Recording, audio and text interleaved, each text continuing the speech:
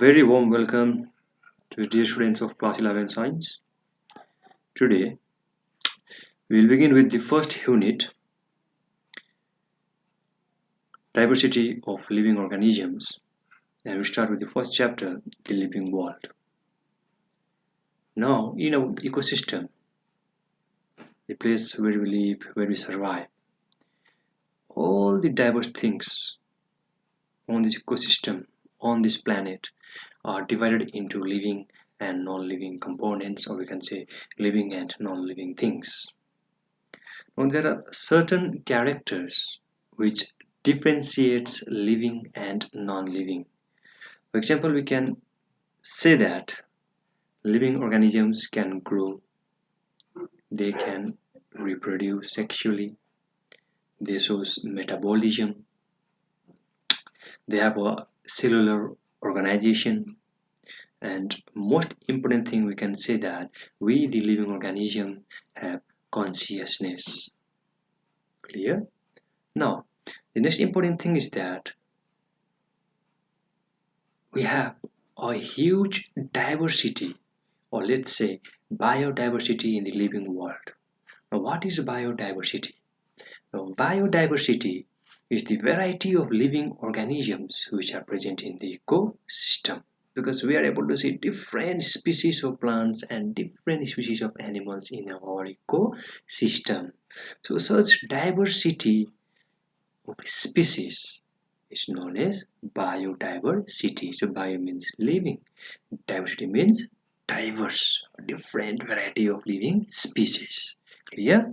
So due to this huge diversity of living organisms, there is a need for classification. That means we have to classify the living organisms into different categories or into different groups. Clear? Now what are those groups? Then we can say that we human beings are mammals, right? We have got invertebrates, we have got vertebrates. So these are mainly the groups in general we can say. Vertebrates, invertebrates, right? We have got mammalia, class mammals, we have got class insecta. Even you have learned about different type of phylums in class 9, like phylum Porifera, Cnidaria, Echinodermata. So these are all the different groups where the living organisms has been classified. So, such a system of classification of living organisms is called biological classification. Now, why is classification important? Why there is need to classify the living organisms into different categories? First thing is that classification helps in identification of organisms. Second thing we can say that it makes the study of different organisms very convenient and very easy. Clear? So now we are going to discuss about those living world. We are going details. In the last class, in the introductory part, I have mentioned that in our syllabus, right? This is mainly the reduced syllabus. So most of the topics in between the chapters has been removed. Clear? So today we'll begin with the first particular topic from our chapter, that is three domains of life. Clear? So the three domains of life was mainly proposed by Carl Woese in the year 1978. Clear? And this particular three domains of life, listen very carefully. We said that it is mainly proposed by the Carl Woese in the year 1978. So these three domains of life is mainly based on difference in the sequence of nucleotides in the cell's ribosomal RNA. Now, before that, what do you mean by nucleotides? We have learned in class 10 about the nucleotide, the nucleosides while doing DNA, right? So, what do you mean by nucleotides? Which mainly a combination of sugar, phosphate, and nitrogenous bases. Clear? Now, this particular three dimensions of life, firstly, it's based on such differences in the sequence of nucleotides present in the ribosomal RNA, or we can say rRNA. Now, what is the function of rRNA? Now, rRNA is simply help in the synthesis of proteins. We have learned in class 9 about the function of RNA, ribosomal RNA. Clear? Now, second fact, it is based on the lipid structure of cell membrane and its sensitivity to antibiotics. So second fact, the three domains of life is mainly based on the lipid structure of cell membrane. That means cell membrane structure is mainly made up of lipids and sensitivity to antibiotics. That means whether the cells are resistant to antibiotic or whether they are not resistant to antibiotic. So that means sensitivity. That means they are either destroyed by the antibiotics or they are not destroyed by the antibiotics. Now, why did the Carl choose the sequence of nucleotides of ribosomal RNA while proposing the three domains of life? Why not that of DNA, or why not that of mRNA? Clear? So mainly thing is that the ribosomal RNA or RNA molecules, they are most conserved structure. They perform the same function, and similarity and differences in the RNA nucleotide. Let's say RNA means ribosomal RNA. In RNA, nucleotide sequences are a good indicator of relationship among different group of living organisms. That means this RNA have got the similar type of structures. They perform the same functions. So whenever there will be differences in the sequence of nucleotides in the RNA, it acts as the best indicator to find out the relationship between the different group of living organisms. Clear? So that's why Carl chose the sequence of nucleotides to mainly describe the three domains of life. So now what are the three domains of life is proposed by Carl. Clear? So now it said that the three distinct domains of organization level. Look over here. There are three distinct domains of organization level, or we can say those three domains mainly evolved in nature from a common archaeal prokaryotic ancestor cells. So that means those three domains which is mentioned by Carlos, they mainly evolved from a common ancestor cells. You can look over here, unknown ancestor. Clear? So there was an unknown ancestor. From this unknown ancestor, the three domains of life was mainly evolved. Now, what are the three domains? The first one you can see over here is the domain archaea, or we can say archaebacteria, the first domain. The second domain is bacteria or eubacteria, and third domain is eukarya or eukaryote. So these are the three domains which is mainly proposed by Carl Lewis. Clear? So all of these particular domains have the common archaeal prokaryotic ancestor cells. Okay, so look in the figure number 1.1 in the textbook, you can see over here. So they have got the unknown ancestor, the common ancestors, and from these common ancestors, we can see the evolution of three domain archaea or archaebacteria, the domain eubacteria or bacteria, and the domain eukarya. Clear? So under the domain archaea, it's also called the living fossils, the most primitive form. You can see the three examples over here. We'll go into detail one by one afterwards also. So under the archaeal domain, you can see the examples like methanogens, halophiles, thermocidophiles. Clear? Under bacteria, you can see gram-positive bacteria, gram-negative bacteria, cyanobacteria, green non-solar bacteria, and mycoplasma.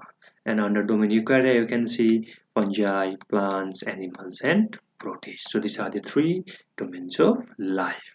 Clear? So now we'll go through each domain, and most important thing, you have to remember the characteristic features of each and every domain. And mainly in examinations they will ask you the differences among the three domains. So now we'll first begin with the domain archaea or domain archaebacteria. Clear? So first one, you can see over here the first character, it forms a primitive group of bacteria. Now, what does the word primitive means? Pre means earlier, the first form. Kindly mention over there, write it down. The word primitive means the earliest form. Clear? So this domain archaea or the archaebacteria, they are the first group of bacteria. So that's why they are also called the living fossils. Clear?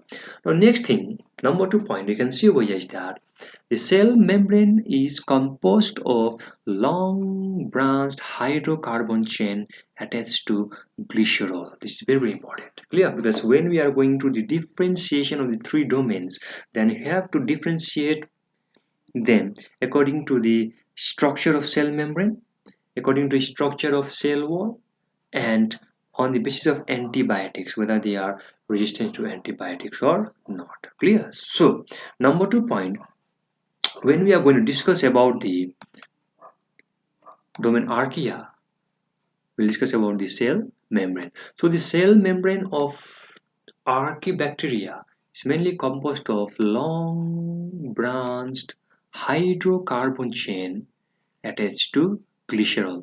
Now what are hydrocarbon chains? I mean those chains are mainly composed of hydrogen and carbon. Okay, and such chains they may be saturated or unsaturated. Now what is saturated hydrocarbon chain? That means over there will be a single bond in between carbon and carbon. If there is double bond or triple bond in a carbon chain, then it is called unsaturated hydrocarbon chain. Clear? Now let's see the structure of a glycerol. Alright, because we're saying that over there the hydrocarbon chains are mainly attached to the glycerol. Hydrocarbon chain means the chain of hydrogen and carbon. You can see over here long chain of carbon, and you can see over here the hydrogen that is to the carbon chain. Clear? So this is mainly a hydrocarbon chain. Now glycerol part. Now what is mainly glycerol? It is mainly a 3-carbon biomolecule. Please write it down. I'm saying that glycerol is mainly a 3-carbon biomolecule containing hydroxyl group, containing 3 hydroxyl group that function as the backbone of cellular membrane. I will repeat one more time. Glycerol is a 3-carbon biomolecule containing 3 hydroxyl group, and it functions as the backbone of cellular membrane. So in this particular structures you can see over here, this particular structure, it's mainly the glycerol, because you can see the presence of 3-carbon biomolecule and the presence of 3 OH group, the hydroxyl group. Clear? So it is mainly a glycerol. So this particular part is the glycerol. So mainly in case of archaea or archaebacteria, the cell membrane is mainly composed of long branched hydrocarbon chain attached to the glycerol. So you can see over here this long chain of hydrocarbon. It's actually a branch chain, and you can see the presence of a glycerol, the 3-carbon biomolecule with 3 hydroxyl group. Clear? Now next point. Now number 3 point you can see over here, the cell wall. The cell wall is non-cellulosic. Now what does the word non-cellulosic means? It's absence of cellulose. Mainly in plant cell we said that cell wall is made up of cellulose. So archaebacterial cell wall, they are without cellulose, they are non-cellulosic, and they are without peptidoglycan. Clear? They are also without peptidoglycan. Now what is peptidoglycan? Listen very carefully. What is peptidoglycan? Please write it down.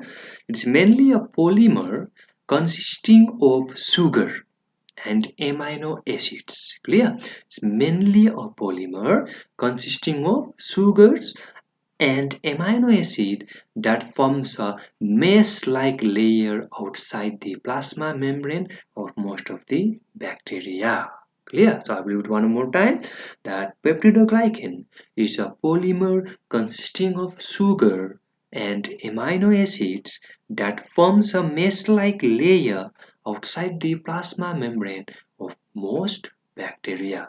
Now this particular structure which you are seeing over here is mainly the peptidoglycan. It forms a mesh-like network. So these such structures are called mesh-like structures, and is mainly formed by the help of peptidoglycans, and is present in most of the bacteria.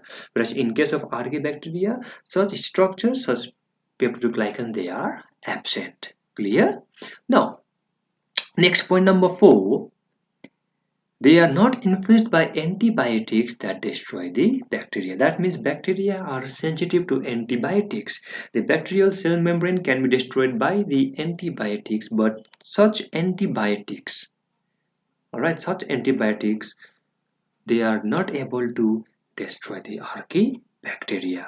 So archaebacteria are not influenced by antibiotics that destroy the bacteria. Clear? Now, number 5 point.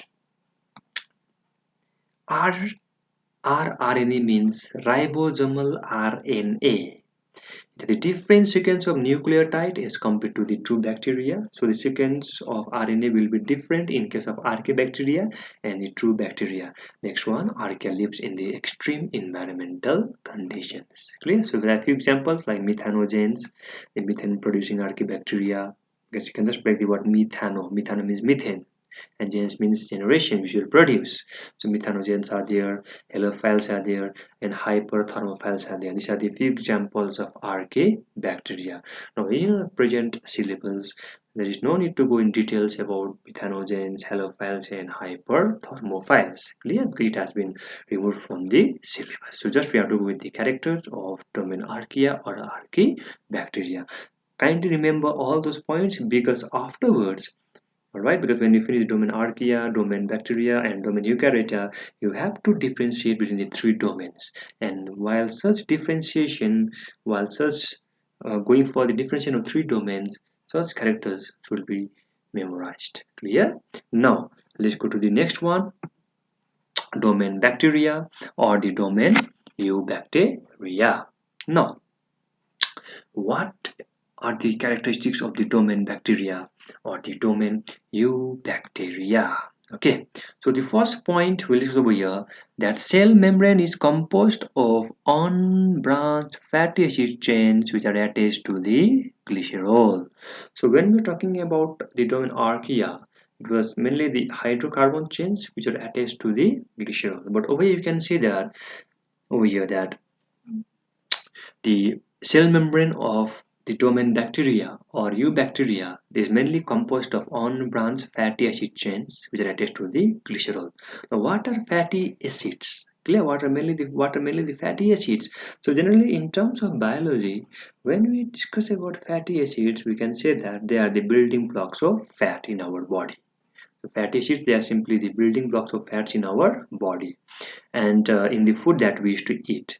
Clear? Now during digestion, the body breaks the fat into fatty acids, which can, or which like you can say, which are then absorbed by the blood. Clear? So fatty acids, they are mainly the building blocks of our fat.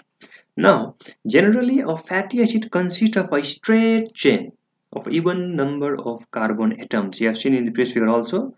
You can see over here. So fatty acid is mainly composed of a long chain or straight chain of even number of carbon atoms. So you can see over here the presence of carbon atoms with hydrogen atoms along the length of the chain. So over here you can see the presence of hydrogen atoms along the chain of the carbon atom. So we are saying that fatty acids is mainly consist of a straight chain of carbon in which the hydrogen atoms are linked. Clear?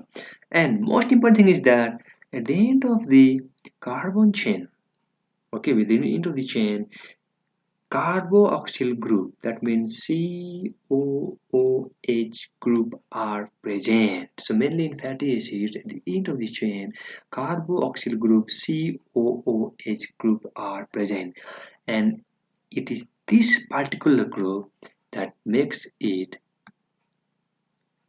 a acid. Okay, so hydrocarbon chain is mainly the chain of carbon hydrogens. We mentioned mainly a hydrocarbon chain. So fatty acids are a long chain of carbon in which the hydrogen atoms are linked, and at the end of the chain, carboxyl group is present, which provides the acidic nature to the fatty acids. Clear? But actually, generally, these fatty acids are the building blocks of the fat. Clear? And whenever you used to go for digestions, whenever you are taking the food particles or the food materials, mainly those fats will be mainly been broken down into fatty acids which will be absorbed by the bloods. Clear? So determined bacteria, the cell membrane is mainly composed of unbranched fatty acid chains which are linked or attached to the glycerol. Right? What are glycerols? We mainly composed of 3 carbon atoms in 3 hydroxyl group. We have mentioned that thing. Now number 2 point. Cell wall is formed of peptidoglycans. Now these peptidoglycans, they were absent in domain archaea, whereas in case of bacteria, cell wall is mainly composed of peptidoglycans. Now most important thing, point number 3, bacteria are sensitive to antibiotics. That means the bacterial cells are mainly destroyed by the antibiotics. They are not resistant to antibiotics. That's why whenever we are to suffer from bacterial infections, we are mainly prescribed by the doctors to take the antibiotics. Why? Because antibiotics, they used to work against the bacteria. They used to destroy the cell membrane of the bacteria, or they used to inhibit the formation of cell membrane in bacteria. So bacterial cells are sensitive to antibiotics. Next one, number 4 point is very important now. Naked DNA molecules lies in the cell cytoplasm. Now what does this mean? Now we'll look at the figure over here. You can see over here this bacterial cell. Clear? Now over here the naked DNA means when we are talking about the eukaryotic DNA. Clear? When we talk about the eukaryotic DNA, we have got nuclear membrane. You have heard of nucleus, right? Within the nucleus, we will find the chromosomes. So chromosomes in case of eukaryotes, they are present inside the nucleus, which are covered by the nuclear membrane. Clear? But in case of bacteria, true nucleus is absent. Nucleus is without nuclear membrane. As in case of eukaryotes, we will find a well-defined nucleus. The nucleus covered by nuclear membrane. But over here, in case of bacterial DNA, well-defined nucleus is absent. We don't find nuclear membrane. And in such cases, the chromosomes, look over here, the chromosomes will be freely floating in the cytoplasm. These are the cytoplasmic part. Clear? These are the cytoplasmic part. And within the cytoplasmic part, we'll see the presence of chromosomes. So such chromosomes or DNA are called naked DNA. And the structure generally is called the nucleoid. Nucleoid. Nucleoid. Clear? So mainly in case of bacterial cells, we'll find the naked DNA or those chromosomes which are freely present in the cell cytoplasm. Clear? Point number 5. Bacterial RNA is unique and distinctly different from the rRNA of archaea and eukarya. That means the ribosomal RNA of bacteria is distinctly different from that of the archaea as well as eukarya or eukaryota. Clear? Point number 6, look over there. It's saying that bacterial ribosomes are 70 S types. It's very important. Okay, it's saying that bacterial ribosomes are 70 S type. Now, what do you mean by S? It's saying that ribosomes 70 S type. Now, what do you mean by 70 S? What does the word or the alphabet S means over here? S means sedimentation coefficient in Sedgwick unit. Kindly make a note. 70s ribosomes, we can say that. S means the ribosomal subunit, which stands for Sedgwick unit. SVEDBERG, Sedgwick units, and it represents the sedimentation coefficient. One more time, and it represents the sedimentation coefficient rates of the ribosomes during centrifugation. Okay, so over here, bacterial ribosome 70S means that the ribosome is of 70S type. In case of eukaryotes, we will find different ribosomes. It will be of 80S, clear? But in case of bacteria, it is 70S, where S means the sedimentation coefficient, or we can say Sedgwick unit. It is subunit of ribosomes, clear? And this particular S represents the sedimentation rates of the ribosomes during centrifugation. It will settle down at 70 S. Clear? Now, few examples are Mycoplasma, cyanobacteria means blue-green algae, gram-positive bacteria and gram-negative bacteria. Now, these gram-positive bacteria and gram-negative bacteria we will discuss in detail in second chapter, but generally it has been differentiated on the basis of the gram stain. Gram positive, they are able to absorb the gram stain and they are called gram positive, whereas gram negative, they are not able to absorb the gram stain and they are called gram negative. So domain bacteria, the cell membrane is composed of unbranched fatty acid chains that is to glycerol. The cell wall is made up of peptidoglycans. They are resistant to antibiotics, or they are sensitive to antibiotics.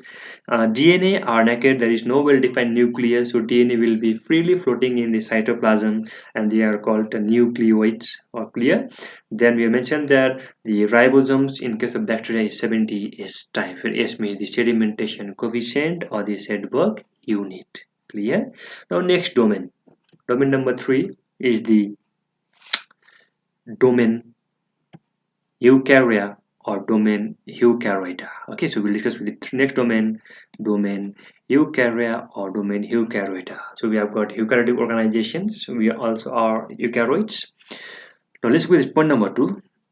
Cell membrane is composed of trilaminar protein lipid protein layer. Tri means 3 layer. So cell membrane is mainly composed of 3 layers: protein, lipid and protein. Now what does the structure looks like? Look over here. So you can see over here the structure is the protein, even this is the protein. Okay, this particular one is the lipid. Clear? These are the lipids. So you can say that the cell membrane, you mentioned that cell membrane is composed of trilaminar protein lipid protein layer. So just look over here, protein lipid protein layer. So it's called trilaminar protein lipid protein layer. Clear? So protein is there in the upper layer, then you have got lipid second layer, and the third layer you have got protein. It is called trilaminar protein lipid protein layer. Clear? Now next one, cell wall is absent in animal cell but present in plant cells. This is very important because we all know that in case of plant cells we will find the cell wall, but such cell walls are absent in case of animal cells. Clear? So cell wall is absent in animal cells but present in plant cells. Peptidoglycans are absent. Next one, point number 4, they are resistant to traditional antibiotics. So eukaryotes are resistant to antibiotics. Hereditary material is formed of nucleoprotein fibers composed of DNA and the basic protein called histone. That means in case of eukaryotes, the DNA, we can say, okay, the material, the DNA is mainly composed of nucleoprotein along with the basic protein, that is histone. And I will tell you over here, you can figure the structure of a eukaryotic cell. This one is the nucleus part. Clear? So within the nucleus you will find the long thread-like structure. This thread-like structure, okay, this particular thread-like structure, they are called chromatin network or chromatin fiber, which will form the chromosomes. And this particular structure around the nucleus, they are called nuclear membrane. Okay, this structure they are called nuclear membrane. Now in case of eukaryotes, the DNA is well packed within the nucleus. That means the DNA is packed within the nucleus by the help of a certain basic proteins. And the name of those proteins that will help in the packaging of DNA inside the nucleus in case of eukaryotes are known as histone proteins. Whatever protein? Histone proteins. Even here in class 10, that histones are the basic proteins which will help in the packaging of DNA inside the nucleus in case of eukaryotic cells. In case of bacteria, there was no nuclear membrane. As a result, the DNA was freely floating in the cell cytoplasm. The chromosomes was freely floating in the cell cytoplasm. But in case of eukaryotes, we have got well-defined nucleus. That's why The chromosomes or the DNA are present within the nucleus and they are in association with the basic protein called the histone protein, and histone protein will help in the packaging of DNA molecule. Clear? Let's look in the case of prokaryotes over here. We don't have such well-defined nucleus. There is no well-defined nucleus. So over here, the chromosomes or the DNA will be packaged in a structure known as nucleate. Nucleate. Nucleate. Clear? Now, next one. Ribosomes are of ATS type. Now, in case of bacteria, it was 70S type. S means shed work unit or sedimentation coefficient. Okay, so 80S types. Ribosomes in case of eukaryotes, it's 70S types, which refers to the sedimentation coefficient in shed work unit, because these 80S ribosomes they sediment faster than the prokaryotic 70S ribosomes. Clear? So can you remember 80S ribosomes? Over here, the word alphabet S means the shed work unit or the sedimentation coefficient, and therefore when we compare the 70S ribosomes of bacteria or eubacteria and the 80S of eukarya or eukaryota, the 80S ribosomes will sediment at much faster rate than the prokaryotic or the eubacteria 70S type. Clear? So here we have finished the three domains of life which are proposed by Carl Lewis. And remember, the three domains of life, they are mainly domain Archaea or the Archaebacteria, the most primitive life form on this planet Earth, and they're also called the living fossils. Then the second domain was domain Eubacteria or bacteria, and the third domain is the domain Eukarya or Eukaryota. Clear? Now, the Eukarya or the domain Eukaryota is divided into the following four kingdoms. So what are the four kingdoms? Okay, so the first kingdom you can see over here in the domain Eukarya is the kingdom Protista. So under this domain we will find slime molds. Just looking at textbook, all right. Under the kingdom Protista we will find slime molds, we will find eclonates, we will find algae, and we will find protozoans. Under the kingdom Mycota, we will find phycomites, zygomycetes, ascomycetes, basidiomycetes, and deuteromycetes. Just check in your textbook. Clear? In the kingdom Plantae, we will find the different plants. Like we can see, we will find bryophytes, pteridophytes. We'll find gymnosperm and the angiosperm. You know what is gymnosperm? Angiosperm. Gymnosperm means non-flowering plants, and angiosperm is the flowering plants. The last one is the kingdom Animalia, which includes all the animals. So these are the four kingdoms under the domain Eukarya or Eukaryota. Hope it's clear for you. So here we have finished the three domains of life. Now we'll next discuss about taxonomy. Alright, we are going according to the syllabus. So next one we'll talk about the taxonomy, because in between I have mentioned you that most of the topics has been removed, right? It is a reduced syllabus. So next one, the next topic in the syllabus is taxonomy. Now what is taxonomy? If you remember, we mentioned that during classification we have to classify the different living organisms into different groups or into different categories, right? So such process of classification of living organisms into different categories, into different group or different taxa is called taxonomy. Yes, well, taxonomy, the process of classification of living organisms into different categories or taxa or group is called taxonomy. So how are we classifying living organisms? We are first of all we are identifying the living organisms based on their characteristics, all right. Then we'll go for identifications, then we'll classify them, and we also assign them a particular name. So let's say we have discovered a new species of living organisms. Let's say a plant or an animal. Or let's say we have discovered an animal. Clear? So what we do, first of all, we'll try to identify a species. We'll go through the characteristics. We'll first see the characteristics present in that particular species. Then after that we will identify the species. Then we'll classify it that this particular species belong to this particular phylum. Clear? Then after that we will give it a particular name. Assigning the name to a living species is known as nomenclature. Because when we discover the species, we have to assign a particular name, scientific name to the species. So such a process where we are giving a particular name to the living species is known as nomenclature. Clear?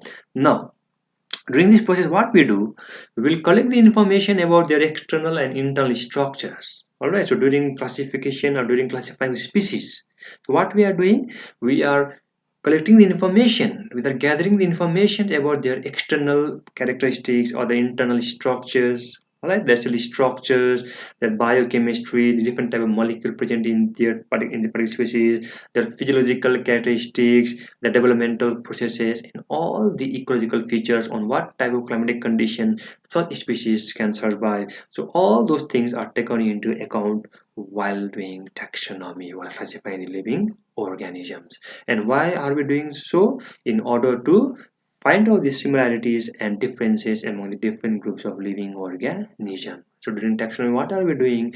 We are classifying living organisms into different groups or into different taxa. Clear? And we are doing it by identifying the characteristics, by looking at their external features, internal structures, their cell structures, their physiological behavior, all right, the place or the habitat where they are present, where they can survive, and also studying their biochemical analysis or studying their chemical features. Clear? So this comes under taxonomy. So under taxonomy, we are going to discuss few important terms. First one is numerical taxonomy or phonetics. The name suggests numerical means number, right? Means the word numerical means number. The thing that strikes in the mind is that numbers. So over here, numbers are being assigned to the characters. So look over here. In case of numerical taxonomy, it is based on the use of computers for all the observable characteristics. So in case numerical taxonomy is we are assigning a particular number and a particular code for the characteristics. Clear? And those number and codes will form a particular data, and that are mainly processed in a computer. That means all the characters, all the numbers and the codes that are assigned to a particular characters are mainly processed in the form of data in a computer. So all the characters are given equal weightage, and at the same time, hundred of characters can be considered. For example, let's say we are saying that in numerical taxonomy, we are assigning a particular number and code to a particular characteristics, and that will be stored in the computer in the form of data. Clear? For example, let's say we are going to observe a specimen of a flower. Clear? We are going to observe a flower. Now, we'll mention the first character. Let's say we are going to talk about the flower. We'll give the character number 1. Let's say stamens. The male part of flower will give number 1. Stamens number 1. Now the code has to be assigned. Now code can be given in the form of alphabets A, B, C, D, and E. So for the stamens we are given number 1. Code can be given in the form of A, B, C, D, and E. Now code A, let's say whether stamens are free or they are fused. Alright, so that way free A, number B code fused. So in this way we can make a list of codes from A to Z. So number 1 I have given that, and we are observing the flower, we are observing the stamens. So stamens we are assigning number 1, and for that number 1 character stamens we are giving the code A, B, C, D, E. So in the A I mentioned that I can mention free stamens. In the code B I can mention that stamens are fused. Clear? Number C, are they in bundles? So like that way we can assign a particular code to a particular number. So in this way all the characters will be given equal weightage. A particular data will be generated, will be created, and it will be stored in the computer. And in the present scenario, this numerical taxonomy play an important role in classification of species. Clear? Because the large number of data are generated, and such data can usually be stored in the computer. So that's why the numerical taxonomy or phonetics play an important role in the present scenario where the computers are being used. Clear? Next one is cytotaxonomy. Now, what does the word cyto mean? Just try to break the word cyto. C-Y-T-O. Sorry, cyto. C-Y-T-O. Cyto. The word cyto means cell. Clear? The word cyto means cell. So over here, cytotaxonomy deals on the basis of cytological relationship in number. That means it depends on the structure and the behavior of the chromosomes. That means overall in cytotaxonomy we are dealing with the structure of a cell, the number of chromosomes present in a living organisms. For example, we human being, we have got 46 number of chromosomes. It is one of the characteristic features. Clear? Similarly, other species they may have 48 number of chromosomes, they may have 44 number of chromosomes. Clear? So each and every chromosome number are unique to a particular species. Then we can see the structure of the chromosomes, which we'll talk in details afterwards, because depending on the position of the centromere, we have got different types of chromosomes. We have got metacentric, submetacentric, okay, telocentric, echocentric. When we talk about the metacentric chromosomes, in metacentric chromosomes mainly, suppose this is the centromere part, okay, then mainly in the center we'll find the chromosome. So they can say that the centromere part and these are the two chromatids. We can say this is metacentric. And when we talk about soft metacentric, the centromere just lies to the center of the chromatid like this way. Clear? Then even we can say we have got telocentric and echocentric, where we can find that one particular chromosomes will be very close to the tail regions. So like this way, one will be very short chromatids, other will be longer chromatids. Then tail, almost the tail or this particular chromatids will be absent in case of heliocentrics. So when we talk about the structure of chromosomes, generally we find a centromere. Then what we can find is that we will find the presence of chromatids. So like this way, you even in fact you have learned in class 10 also about the structure of chromosomes, so I'm just making it over here. So like this way we will find the chromosomes. When we talk about the process of cell division, these particular daughter chromatids, they will separate and start moving towards the opposite poles. Am I right? So this is mainly the structural behavior of the chromosomes. Clear? So the number of chromosomes, whether it is 46, 44, 42, or whether it is the shape of these chromosomes, whether it is metacentric, submetacentric, telocentric, or echocentric, all those features of the cells, all those features of the chromosomes are utilized during classification under the cytotaxonomy. Clear? So cyto means cell. So over here, the classification of the taxonomy is simply based on the number of chromosomes, structure, and the behavior of the chromosomes. Behavior means that the daughter chromatids will separate during cell division and start moving towards the opposite poles. Clear? Next one is chemotaxonomy. Now, what does the word chemotaxonomy means? Chemo means chemicals. Clear?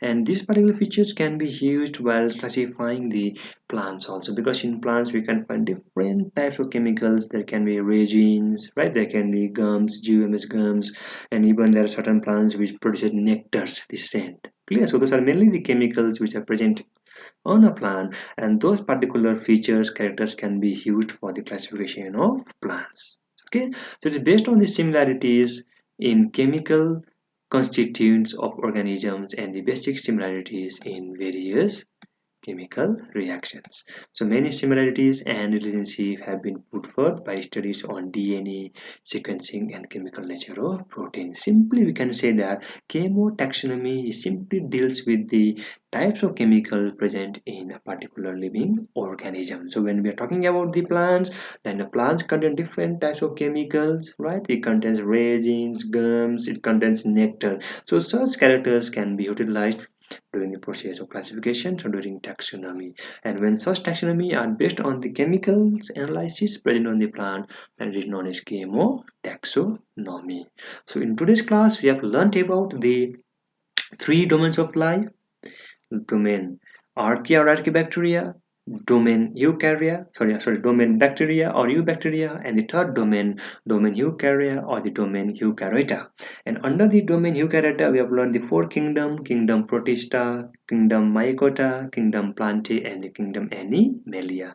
Then we have learned about the process of classification of living organisms, visionary taxonomy. Then we have learned about the different type of taxonomy, like certain terms were there. We learned about numerical taxonomy or phonetics, and we have learned about cytotaxonomy and the chemotaxonomy. So this much for today. See you in next class. We'll be with a new topic in the next class. Thank you.